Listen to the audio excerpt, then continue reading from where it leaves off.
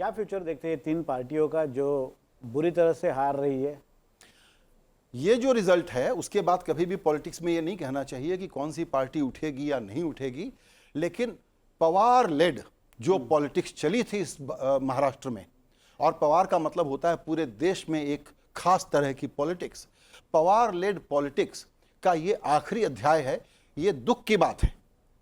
पवार साहब की पॉलिटिक्स को जिंदा रहना चाहिए और सक्सेसफुल होना चाहिए, ये दुख की बात है। और उसको फ्लॉप किसने किया है? ये दो कमजोर खिलाड़ियों ने, जो लोग कॉरपोरेट दुश्मनियों के कारण और छोटे मोटे जिसको कहते हैं ना गुदगुदाने वाले अचीवमेंट के कारण एक ऐसी पॉलिटिक्स को परस्यू कर रहे थे जिसका जनता ने करारा जवाब दे दिया है। ये लोग ब्रीफ पर काम करने वाले लोग हैं, ये लोग ट्रोल करने वाले लोग हैं, इसीलिए इनकी इतनी धुनाई हुई है। एक तो इनका फ्यूचर बहुत खराब है। एक तो आपने मुद्दों की बात की, लेकिन अगर हम पॉलिटिकल पार्टी के तौर पे बात करें तो भी कांग्रेस कुछ अच्छा करती नहीं दिखाई दे रही थी। जिसको हम कैडर मोबिलाइजेशन कहते हैं, जिसको हम वोटर मोबिलाइजेशन कहते हैं, उसमें भी कांग्रेस कहीं नहीं दिख रही थी। कहीं ना कहीं इसका भी खामियाजा कांग्रेस को इस इलेक्शन में भुगतना पड़ा। इसीलिए क्योंकि आपने कांग्रेस पार्टी के कार्यकर्ता को ये एहसास दिला दिया है कि सोशल मीडिया पर ट्रोल करने से चुनाव प्रचार हो जाता है, तो पूरा कैडर घर पे बैठा रहता है, इनके नेता घर पे बैठे रहते हैं, इनके जो प्रभारी बन करके आते हैं चुनाव लड़ने के लिए वो ड्राइंग रूम में बैठे रहते हैं।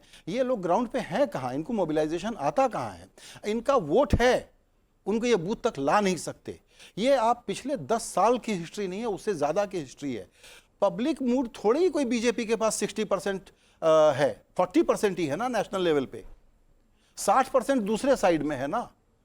फिर ये अपोजिशन वोट मोबिलाइज क्यों नहीं कर पाता?